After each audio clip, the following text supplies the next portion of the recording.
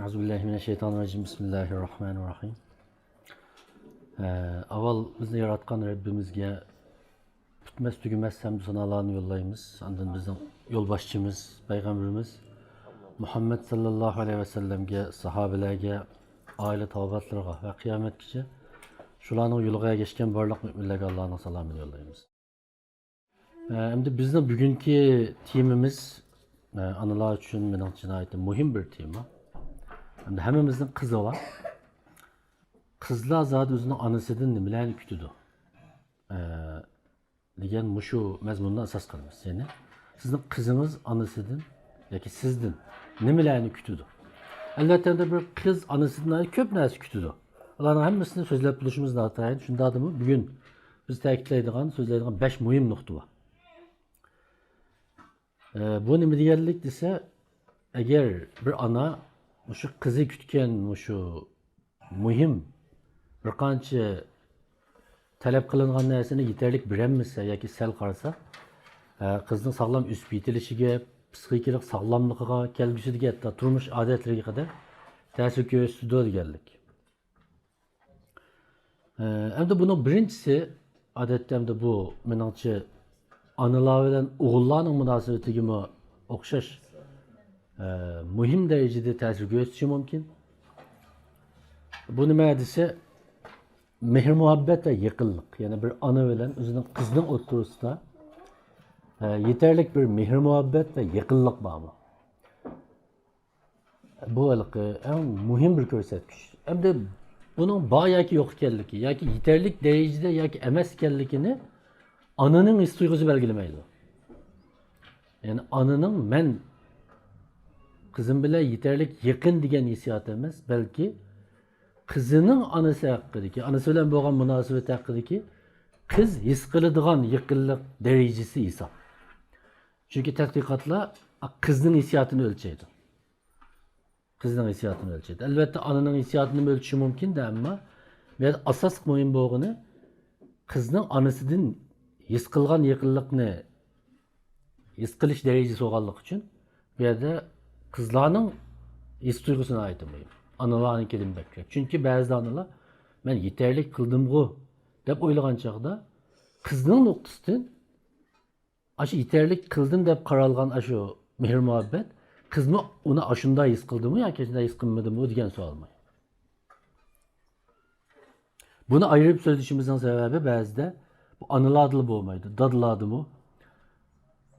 Ballarga nispeten ben qanday qilib besem buluttum ve yeterlik kıldım bu dep oylagan vaqtda siz onu baladan berip so'rab baqsangiz, sen dadangning sana qilganlarini, sen bilan billa emra bo'lganini yoki sen yeterlik his qilamsa degan vaqtda bala dadisi degandek his qilmasga mumkin. Shunga da balaning his qilish darajasi muhim. Endi tadqiqotchilar odat shu 10 yoshlik atrofidagi qizlarni tadqiq qilgan. Anası bilan munosabati qancha yaqin, qancha mehr muhabbatga boy, anasının qancha ko'p qo'llashga erishgan qizlarning eng muhimi o'ziga bo'lgan ishonchi yuqori bo'ldi. O'ziga bo'lgan ishonchi yuqori bo'ldi. Agar ana bilan qizning o'rtasida jidal majra, to'qinish ko'p bo'lsa, qizining o'ziga bo'lgan bahosi tuvanlab ketadi. Hatto eng muhimi o'zining mijoz xarakteridan, hatto o'zining tashqi qiyofatidanmi qizlarning rozi bo'lmaslik masalasi kelib chiqadi. Buna ait bir xatarlik bir mesele, bir kızgın nispeten. Şunlaşka anılardan nemi kütülüdü bu meselede? Sizin kızınızga bo'lgan mehr muhabbetinizi tilinizde ve hareketinizde ifadelang. Mesela deyli 6 yaşlık, 5 yaşlık bir kız, 7-8 yaşlık, birinci sınıfta okuyduğun bir kız. Siz elbette ait yaş görürsünüz kızınızda. Yani mutlak köp kısım anının kızını yaş görüyorluğunda, balasını yaş görüyorluğunda sana gap yok. Yani şek şübü yok. Ama siz onu tilinizde ve hareketinizde aşı 4-5 yaş, 6-7 yaşlık kızınız his kılalaydıgan şekilde ifade edildiniz mi diyen gap boy. Yani gap, ya benim könglerimde badusa deyimiz. Bayam degenimge okşar, sizin könglerinizdeki bağ neyse, fakat iki xil yol bilen anadaki kızınızga ifade edildi. Yani tiliniz ve hareketiniz ile. Hatta çıray ifadeniz ile, mimikleriniz ile. Aşı ifadelengen vaqtda anadaki kızımız bunu his kılalaydı. Şunlaşqa bu yerdagi gap dadil bilan analarni jiq sodir qilingan xatolikning biri o'zimizning farzandimizga bo'lgan mehr muhabbatimizning yeterli ekanligiga ishonganligimiz uchun voy biz yeterlik bizning mehr muhabbatimiz bor deb o'ylaymiz. Ammo butun masala shu. Bu xuddi uyda chelakda yetkichi suv bor. Suv bormi yo'qmi desa bor. Ammo bu suvni bola ichdimi ichmadimi degan masala bu. Ya'ni bizdagi bu biz bor deb da'vo qilgan mehr muhabbatni bizning qizimiz his qildimi emasmi?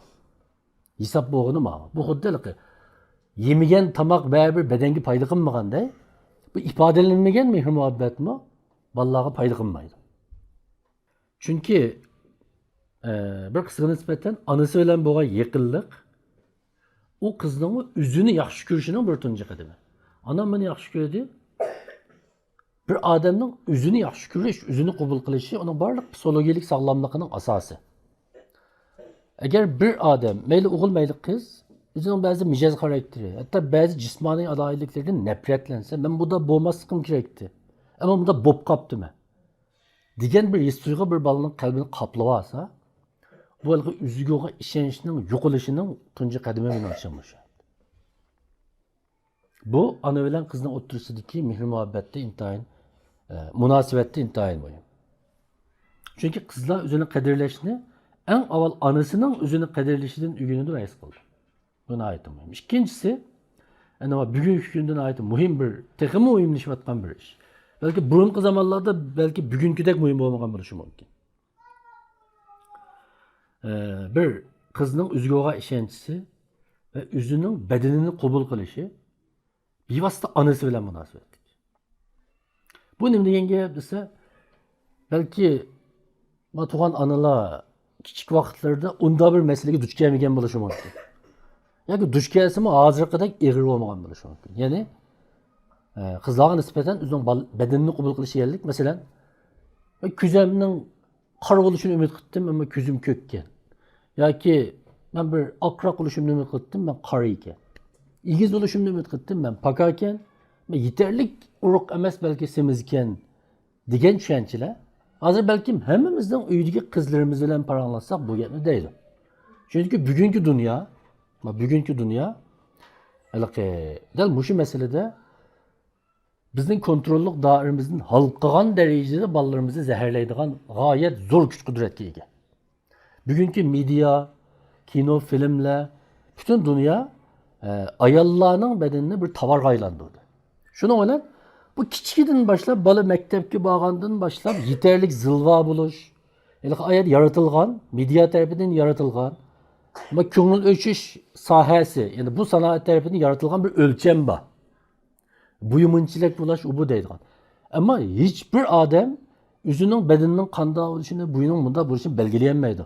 Alloh qanday yaratgan bo'lsa, bizning shu badanimizni qabul qilib yashash majburiyatimiz bor. Ammo bayon deganimdek, dunyo unda bir o'lchamning tanganligi uchun da o'ylab qo'ying. Hozir boshlang'ich 2-sinfda, 3-sinfda o'qiyotgan qizlar uydagi girg'i chiqib, men 2 kilo ep qopdimi, 3 kilo ep qopdimi deydigan bo'ldi. Sizlar kichik vaqtingizda demtinglar. Unda bir narsa mavjud emasdi. Ammo hozir mavjud bu. Hozir bu mavjud. Mesela hozirgi tadqiqotlarda g'arb dunyosida bular to'liqsiz o'tirmaktabdiki o'quvchi qizlarning ichida shu tushkunlikka giribdor bo'lish, turkchadagi depression degan gap. Giribdor bo'lish nisbati o'g'illarnikidan jiq yuqori. Asosiy sababi nima?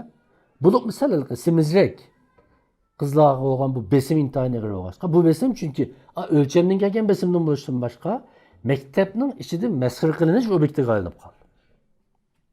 Ya'ni biz bu yerda biz xohlamasaqmi shunday bir muhitning ichiga kirib qolaylik hamda. Bizning bolalarimiz kirib qolaylik. Endi bu qanday bo'lib ona bilan munosabatli bo'ldi desa, ba'zi onalar bilib bilmay uyda ba'zi xatoliklarni sodir qildi. Qanday xatoliklarni sodir qildi? Aynak qarab turib, men bunday bo'lib qopdimi? Bunday bo'lishim kerakdi, bunday bo'lib qopdimi demda. Buni qizlar yan turib anglaydi. Chunki qizlarning badanining ko'pincha onadan varis qolgan bo'ladi. Endi bunday bo'lganlik uchun ona uyda ziyoda badaniga ko'ngil bo'lish yoki egizpas baholari amaliyotda u vositasiz holda yoki vositalik holda yanında turgan qizga ta'sir ko'rsatadi. O'zining o'ziga qanday qarashiga ta'sir ko'rsatadi. Shuning bilan qizlarimiz o'zining badanidan ayib izlaydigan, o'zining badanini yaxshi ko'rmaydigan bo'lib qolgandan keyin o'zgaga ishonishning eng asosidagi muhim nuqtalardan birisi bu. Ondan keyin bu badan menga bizga hamroh bo'lg'achqa bir inson badanini o'zi xohlagan shaklda o'zgartira olmaganligi uchun faqat va faqat inson o'zi Alloh shu hozir deganimdek o'ziga ato qilgan shu badanni xushallik bilan nayta bir azodi bir qalb bilan qabul qila olgan vaqtda nima bo'pti bunda bo'lsam bu yerga vaqtda ondan keyin uning ruhiy dunyosining sog'lomligi texim yaxshi bo'ldi. Endi buning uchun onalar nima qilish kerak degan bir muhim bir narsa bor. Bayam deganimga o'xshash uyda qizlarning yanında ağlarga ta'sir qildigan o'zining badani haqidagi bunda salbiy tushuncha qarashlarni o bolalarga anglatmasligi kerak. Buning bir masala emasligini his qildirish kerak. Ondan keyin ikkinchisi eng muhim narsa meningcha onalar. Bizda bo'libmi to'liqsizligi, to'liq o'tirib maktabda o'qiyotgan qizlarimizga nisbatan chunki shu vaqtdan bakrak o'ylanishga boshlaydi. Gerçi bayam degandek 4-sinf, 5-sinfdimi başlanzımı bunun tunji qadamlari. Ama resmi olarak bir yük bulaşqa başlaydığı vakit, 7. sınıf, 8. sınıf, 9, 10'dan başladı. Çünkü etraftakiler baha verişke başlaydı. Bu bahadan kurtuluş bir insan için bekles. Ama onun için Allah'a nispeten bir müstehkem bir müdafiye sepilini berpa kılgıçılar anılar. Bunun için biz qanday qilamiz bir sağlam bir İslam dünya qarışı bilan bunun taqabül turamiz. Bu qanday bir insan Allah o'ziga qanday bir badan aloyidligini ato qilgan bo'lsa, Allohga shukr deb qabul qilishi uning mo'minligidan, tashakkurchanligidan, ya'ni minnatdorligidan. Bunda o'ylab boqinglar, masalan, men hajab simiz yoritilib ketdimi deb Allohga o'kti qo'yib qolgan vaqtimizda, masalan, simiz emas, bir qo'li yo'q, bir puti yo'q, yoki bir ko'zi ko'rmaydigan, hatto butun ko'rmaydigan, tug'mi, naka, kesal, nurg'un odamlar bor atrofimizda. Shularni eslagan vaqtimizda bir sog'lom badanning o'zining mayli uning qanday bo'lishini qat'iy nazar, bir insonning qimmati va shukr qilishga tegishli ekanligini ifodalashda yetib oshadiganligini bilalaymiz. Alloh meni shunchalik sog'lom yaratibdi, bu hech qisi yo'q deyalaymiz. Hem analar bolalarga uning haqiqiy qimmat emas ekanligini, ikkinchi muhim nuqta.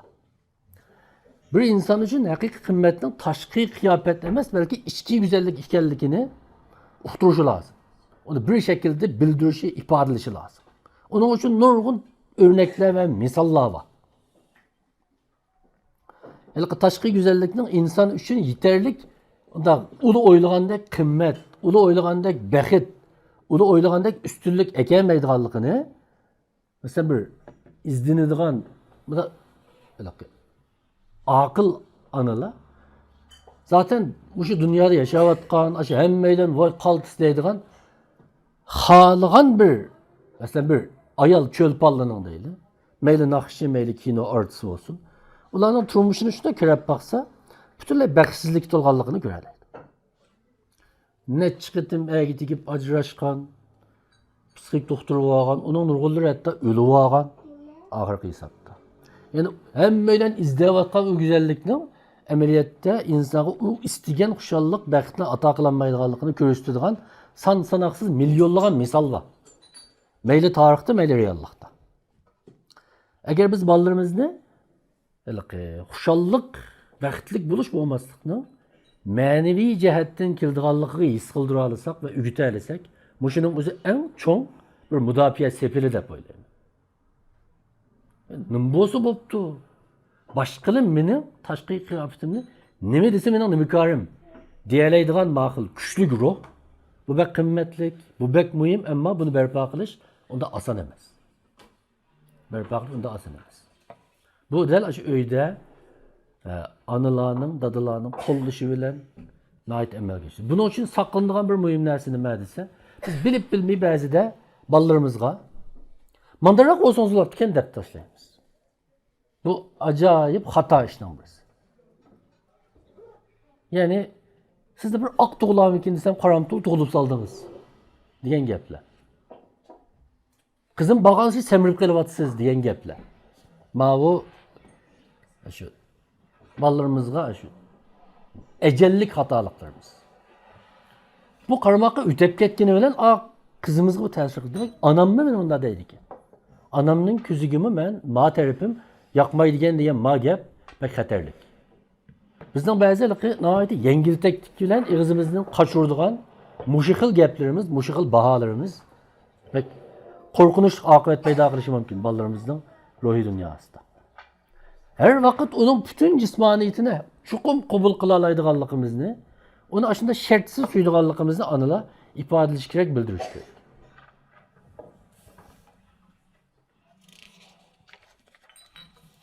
Hem de üçüncü mühim nokta kızlar nemelerine talep kılıdı anası diyende şu ameliyatta birincisini sözlüğünün vaktimizde mehr muhabbet yeterlik his kıldırış dedik. Hem de üçüncüsü de hissiyat cihette bir kızgın nispetten anısının her vakit aşık kızının yeni dikerlikini his kıldırışı var. Özünün yakın dikerlikini his kıldırışı mümkün. Tetkikatçılar bunda bir tecrübe işlep bakkan. Şu 13 yaşlık ösmür kızlarını Adem Cikliye'den nutuk sözlüğüyle sağlan. Hem de 13 yaşlık bir kız Adem Cikliye'den nutuk sözlüğüyle vakitte kanda oldu ciddiyleşidi. Hem de bu ciddiyleşinin her türlü ifadeleri var. Ya ki yürüki saladı, ya ki talep getidi, ya ki kızdırıp getidi diyen okşar. Yani ayada tetkikatçılar terleş derecesini tekşürgen. Köpüncü vakitte değil ki adetlikiden bekleyip terlep getidemdi. Ve ciddileşke vakitte. O zaman da üç xil narsani tekşürgen. Birisi anısı kızının yanında durup, kızının kolunu tutup durgan sözlüge vakitte. İkincisi de tutmagan. Ama bu tutmagan anılının birisi kız bilen bolgan buna münasebeti tecrübeden burun psikologlar tarafından nayeti sağlam bir yakınlık münasebeti bağ dep qaralgan analar. Üçüncüsü biraz münasebeti taza mesele olarak analar. Yani kızı bilen bolgan münasebeti gıcbijlirecekrak analar. Şunun bilen kolunu tutup sözlügen kızlar ularning derecesini, terleş derecesi tüven bolgan. Yani ciddilik derecesi tüven bolgan. Üzüne kuyup etip durup hatırcam aldı nutuk sözleyeligen. Yani Adem sür bastırgan bir Ademcik yani. İkincisi münasebeti yaxşı kızlar anısı yıraqtırak oltuğan ama kolunu tutmagan bolsumu yeneler özünü yaxşı ifadelep sözleyeligen. Ama üçüncüsü hem kolunu tutmagan hem münasebeti yaxşı mesele biraz ciddileşken, texim köp terligen, texim köp duduklagan, özünü yaxşı ifadeleyemligen. Şoňlaşqa bu noktada nime talep kılındı? Bizning kızlarımız her vakit mesele güçraydı. Qanday mesele güçraydı deydi. Bir günü mualliminden bir qattiq gap anglaşı mümkün. Bir günü imtihanda tüvenip qilishi mümkün. Yeni bir günlükte bayan degende mektepte bir nahaq muamele güçragan bo'lishi mümkün. Aşında vaqtlarning hammasida özünün kızının yanında ekanligini, özünün kızının hissiyatını tushundiganligini, qabul qildiganligini kızığı his qildirib turgan anam bağı. Yani mandal deyli. Bir kız beşiğe bir gün düşke vakitte. Bu gün neydi? Adli bir gün buluşu mümkün ameliyatta. Yani gün digenim mesela çok adamla eğer bir kayız gibi petip kaldı digende gün emez. Hazır digenimdek. Mektepte birine hakçılık kuçurdu. Sabahtaşlardan küçükken bir cidel olup kaldı. Ya ki okutkuçusuna bir hata düşünüştüm boğan bir hata tenkitiye uçurap kaldı. Mesela değil, köp uçuraytkan tenkitinden birisi. Bizim kızımızda dikkat tutulan bolsa bu. Yendikisi toxtuma gap surap tugan bolsa, aşında cevap bergen çağda körep kaldı şu muallim hemişe. Şunu olan muallim kelip bu toxtuma gap surap tugan managa gap qilmay, bizning qizimiz qattiq gap qildi. Şu olan bu yerda o'zini ifodalaolmay jil bo'ladi. Asli aşı bu taleysiz, aşı bir qatim qarab qolganligi uchun tutib qoldi. Mesela bu gapni uyga kelib deydendi qizimiz. Belki muallimdan sorsak bu qizimiz yendikilik gap qilibdi deydi. Qizimizdan sorsak men basli gap qilib turmagan. Gap soravergendikin gap qilib turgan vaqtda muallim kurab qoldi. Shunda vaqtdagi ananing pozitsiyasi pek muhim. Yani bunun bir uquşmaslik ekanligini, özünün kızının qishida ekanligini hissiyatiy jihatdan ifodalab tura olsa, qiz har vaqt bir masala yuz bergan chog'da anam mening yonimda bir anam bor deganni qallisqa akilaylaydigan bir munosabat barpo qilish ekan. Aksicha şunda bir yüz bergen çağda anam nim dep qala degan jiddiychilik texmi ig'ir ko'p masalalarni paydo qilishi mumkin. Balki qizlarimiz, bolalarimiz yolg'on aytishi mumkin. Masala deyishni o'zini qochirishi mumkin. Endi to'rtinchi muhim masala muhabbat bilan talab ikkisi birlashgan bir anılık değil. Yani bir çağda bunu sözleyen bir dersim beydi, ata anılık uslubu deydi. Bu alık bir dağınlık bir psikolog ayarının tədqiqatına asaslanған. Yani mayada demek çoğunumuz ne dese, biz köpünçe ballarımızga bundan nesini his kıldırışımız gerekiyordu. Bir cihetten ballarımızdan kütüdüğün bir taleplerimiz var. Mesela değil, tapşırıklı vakti işleş. Ya ki mektep uğurlaş, Kur'an yadılaş olsun, şu bir vakti yadılaş. Onun kütken yeni bazı mesela turmuşu da bir retlik bular. En akallisi bir uxlap kopkan cayını yığış. Tabak yap boğan ki kaçısın cayı kuyoş diyen okşaş. Taleplerimiz mevcut. Bir cihetten talep, ikinci bir cihetten bir mihir muhabbetlik bulur.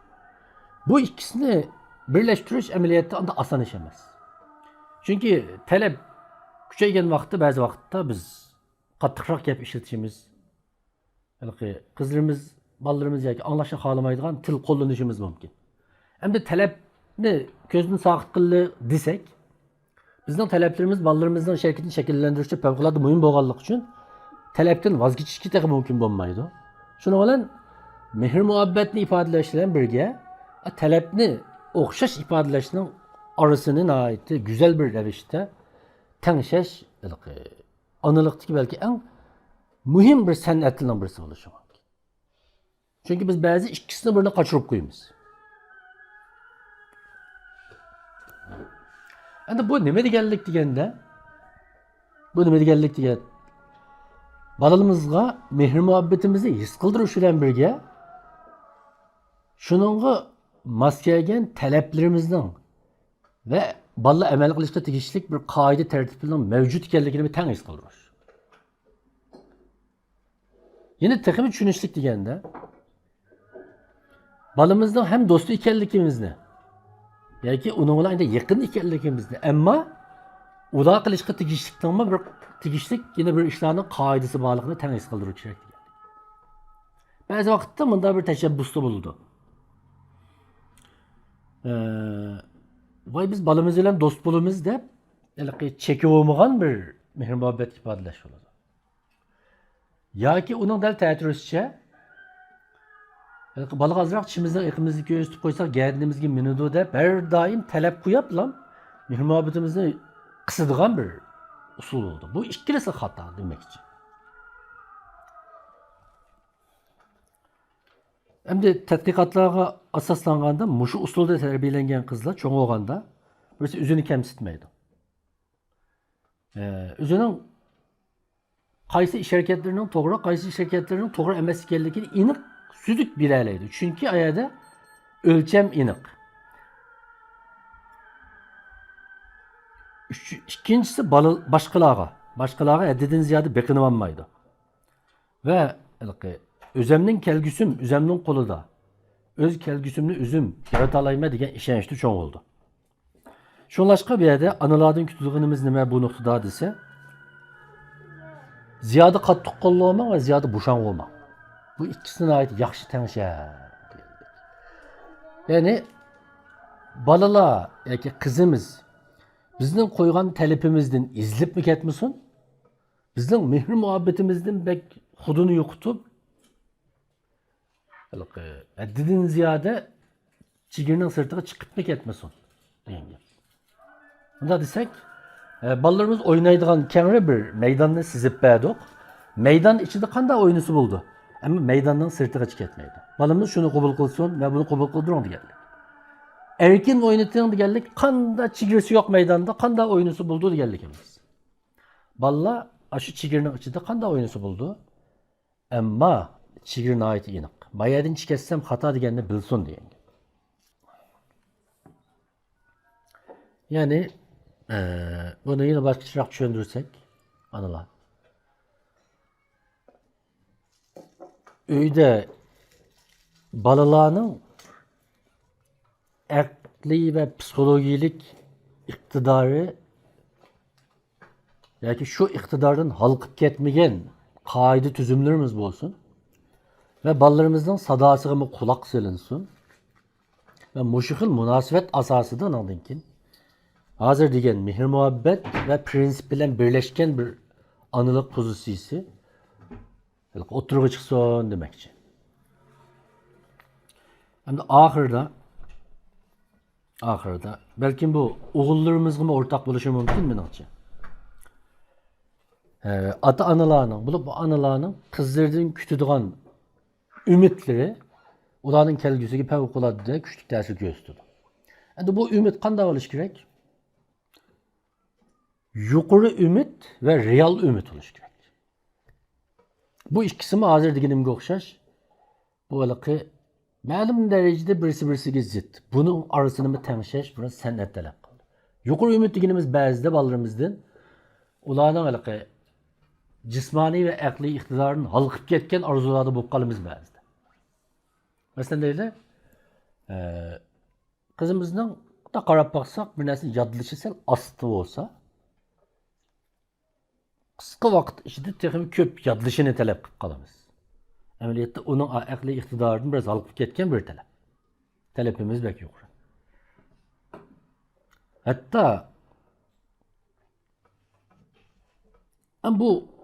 bu yuqori talepler amaliyotda ballada o'ziga bo'lgan ishonchsizlik tuyg'usini paydo qildi. Hatta qilayotgan ishdan zerikidi. Uni qilishni yoqtirmaydi. Chunki bular qaraydi, men qilolmaydigan tusandı. Hadi bunun asasen ondan talep kütmesek bulanda boğmaydı. Çünkü hazır degenimdek şu ata analarının ballardan kütken talepi ularning ma'lum bir ish qilishiga, ma'lum bir ishni yoqtirishiga, ma'lum bir ishni yoqtirmasligiga alohida zo'r ta'sir ko'rsatdi. Chunki kichik bolalar eng dastlabda mana shuni qilsam anam xush bo'ladi, mana shuni qilsam sal achchiq kelib qoldi degan narsaga asosan uyda qilishga tegishlik ve qilmaslikqa tegishlik ishlarni o'zlashtirdi o'zida. En aqallisi değil, 1 yaş 2 yaş vaqtida tamak yeb turib, mesela polo yedi değil, mucuqlab bilan poloni elib og'ziga salsa, biz qo'lni tassida urimiz yoki poloni bunda yemaysa deb, tamakning chechilib ketishining xato ish ekanligini ifodalasak, bola tamak chechish yaxshi ish emas ekan degan bir o'lchamni qabul qilgan bo'ladi. Bundan ortiq qizni 20 yil izg'oqlab tekshirgan. Bu yerda bir hayron qolarlik yeri 10 yaş etrafida anası qizining maktabda chuqum yaxshi o'qiy oladiganligiga ishongan bo'lsa, 10 yaş ve buni aşı qiz his qilgan bo'lsa, biz ba'zi vaqtlarda ishonmasakmi, ishondim deb yolg'ondan ishonchimizni ifodalab boqamiz ya.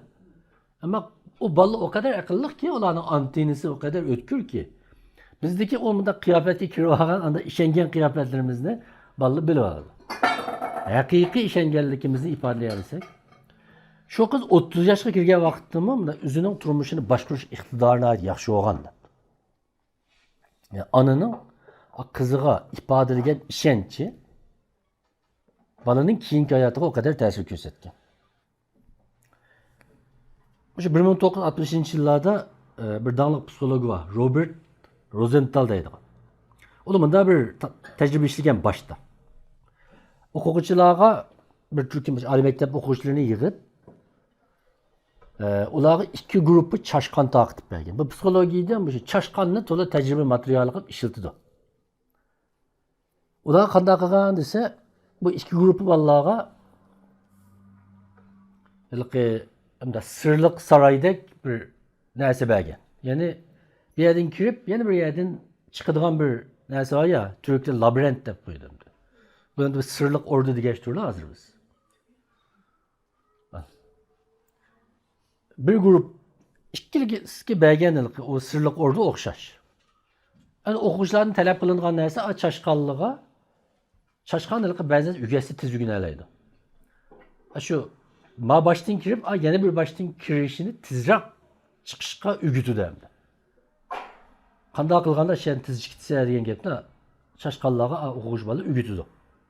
Ammo chashqanni taqib berishdan burun ikkili gruppdagi bolalarga bunday gapni deb qo'ydi. Ma chashqanlar bolaning genetik qurilmasi ma gruppi chashqandan yaxshiroq deb qo'ydi. Deb qo'ygan gap shu. Andan keyin tajribaning oxirisida bir mezgil o'tgandan keyin haqiqatan genetik qurilmasi yaxshiroq degan chashqanlar anda emas chashqanlarga qaraganda sirliq ordudan tiz chiqib ketishdi, tiz ugunib oldi. Unda demegenler az tuyundu. Bunun sebebi nima? Aslida tadqiqotchilar bu chashqanlarni unda normallam arib bergan bo'lgan. Amaliyotda genetik qurilmasi yaxshi deganlar yana birisini yaxshi emas. Arib plan bergan.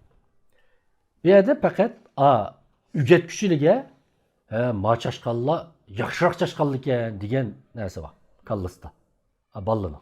Shuning bilan avlidan texmi yaxshi ugunalaydiganligiga ishonganlik uchun shu chashqanlarning yaxshi qila oladiganligiga bo'lgan ishonchisi uni texmi yaxshi mashqlantirishga asqatgan, ta'sir ko'rsatgan. Ya'ni odamlarning chashqandan kutgani ularning sherikligiga ta'sir ko'rsatgan. Endi bu chashqan bilan ham bo'ldi qilmay bular. Bir maktabga berib, bir maktabda qilgan bu tajribani o'quvchi bolalar ustida. Bu qanday qilgan desa, Amerikadagi bir boshlang'ich maktabda San Francisco'dagi o'qituvchilarga berib, maktabda bir mezgil tug'an qiyofatga kirib olgandan keyin o tadqiqotchilar o'quvchilarni guruhga ayirib, o'qituvchilarga deb qo'ygan. Mavsum oxirisida biz bolalarning o'qish natijasini tekshiramiz. Gruppa bolalarga qaraganda texmi aqlli, texmi yaxshi yo'nalaydigan bolalar ekan deb.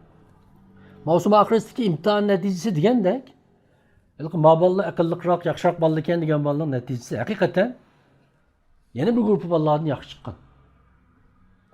O'xshashlan bu yerda tadqiqotchilar chashqanlarni ayirib qo'ygandek, bolalar amaliyotda normal ayirgan.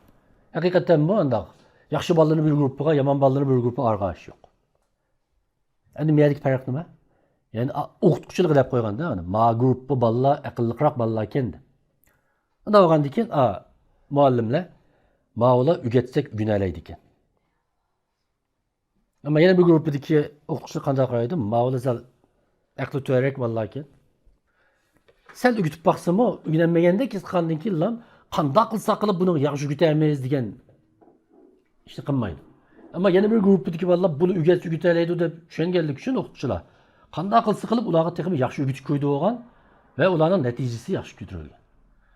Ya'ni o'qituvchining bolalarning ish harakatidan kutgan kutishi, yani ümidi o'zining ish harakatiga va bolalarning ish harakatiga ta'sir ko'rsatgan. Endi buni ailega qaytarib ekelsak,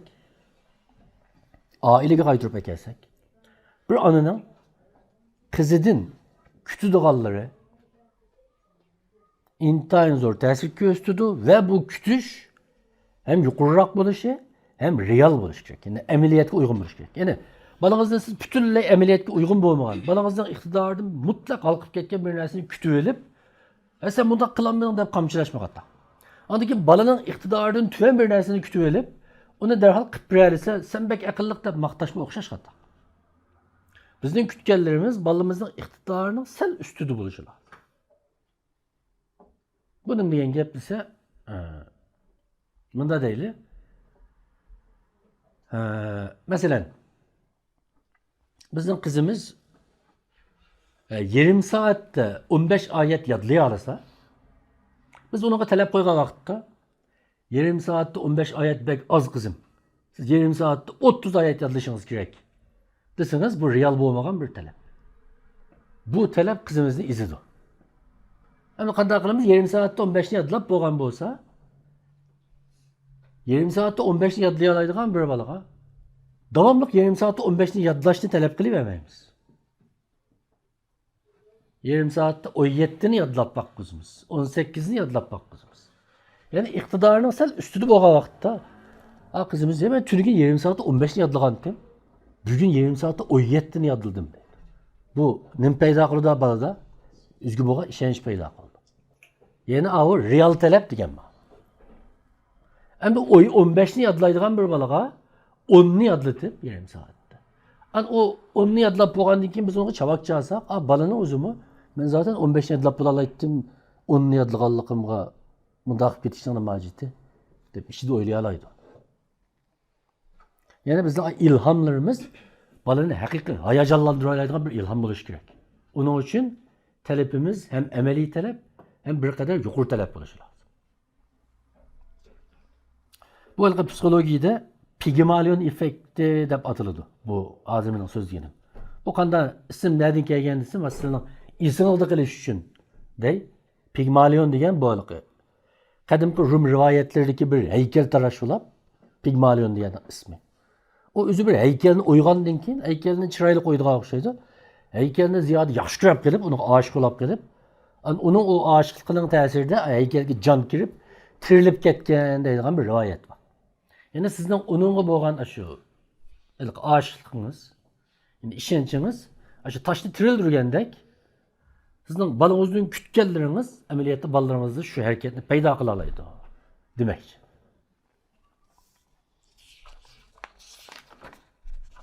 Endi analar qisqacha xulosalagan vaqtda bugungi bu so'zimizni. Birinchisi, yani qizim mendan nimalarni kutadi ekan desanglar. Yani şu mehr-muhabbet ve yakınlık. Ve bunu aşık kız his qilishi lazım. Eğer onda his qilinmayotgan bir yakınlık mende bor deb o'ylab olsak, o o'zimizning hissiyoti faqat, uning poq foyzi yo'q. Qattiqroq desak. İkincisi, bir anam en avval o'ziga ishonishi, qiziga ishonishi ve bu jismoniy Xudoyim yaratgan jismoniy mavjudligini, alayidligini en avval onasi qabul qilishi lazım. Yani bayan degandek, qabul qilmagandek, chaqchaqdek gap bilan bo'lsa develish qizga nisbatan ajallik, yomon ziyon ekan. Shu buningdan favqulodda saqlanish lozim. Sizni mendan igizroq cho'g'lan piki desam, qizim, mendan paka olib qolganda ismini deb qo'ysanglar bo'lmaydi. Bu xato ish. Üçüncüsü, hissiyat cihette her daim kızımızın kaşıd ekanligimizni, her daim kızımızı kollaydiganligimizni his qildirishimiz lazım. Dördüncüsü, bizning mehr-muhabbetimiz bilan keskinligimiz, yo'l qo'yishimiz bilan qoidalarimiz birlashgan bir anılık prinsipini uyda icra qilishimiz lazım. Beşincisi ahirida, bizning yuqori talablarimiz ve real taleplerimizden oturursa bir maslaşkan bir talepni balalarımızga his qildirishimiz lazım. Bugünkü dersimiz mişiye geçe, hem de suallı bo'lsa anlasak